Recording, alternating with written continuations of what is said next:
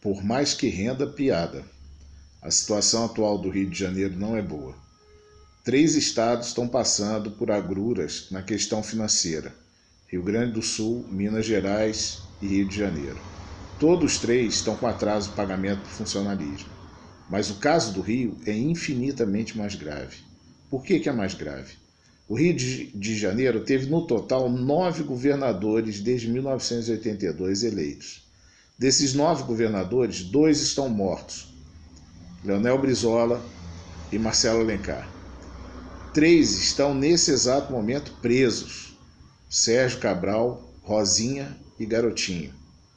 2 estão sendo investigados com grande chance de virem a ser presos: o que está hoje ocupando o cargo, Pezão, e Moreira Franco, que está sendo investigado por outro motivo, mas também é um ex-governador.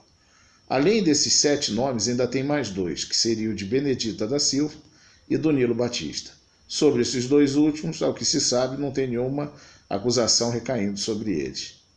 Quando se analisa a quantidade de nomes vinculados a problemas de transgressão da lei, que são 5, num total de 9, a gente começa a questionar a qualidade do voto do povo do Rio de Janeiro, do povo fluminense.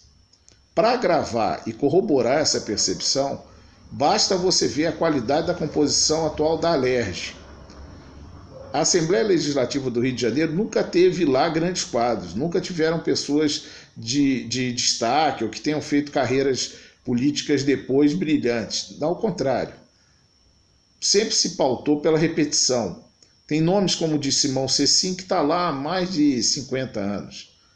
Então, a Alerj sempre teve uma composição ruim. E o pior da Alerj é que muitos dos seus componentes estão vinculados a grupos econômicos que também dominam um setor da cidade, uma vida econômica da cidade, e que também transgridem. Vocês querem um exemplo?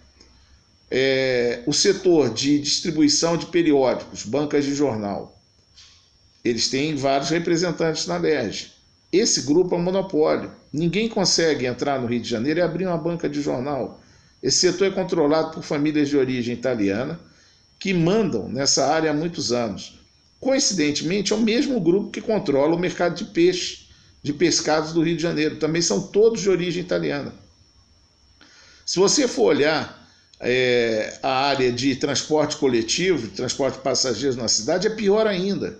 Tanto que o Jacó Barata está preso. E foi a partir daí que tudo isso detonou contra esses governadores do Rio. Todos eles têm algum vínculo, de alguma forma, com essa máfia do transporte coletivo.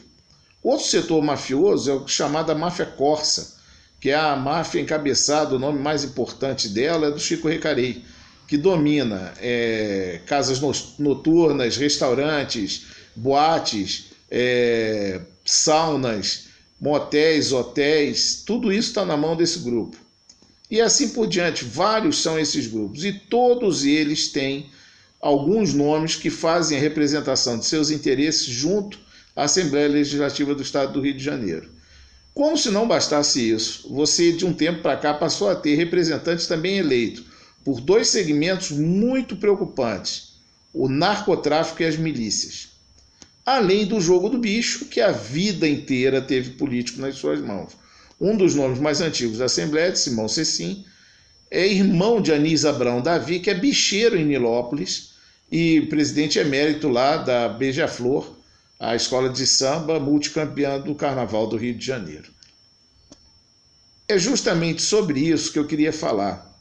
O povo carioca e fluminense precisa começar a melhorar a qualidade do seu voto.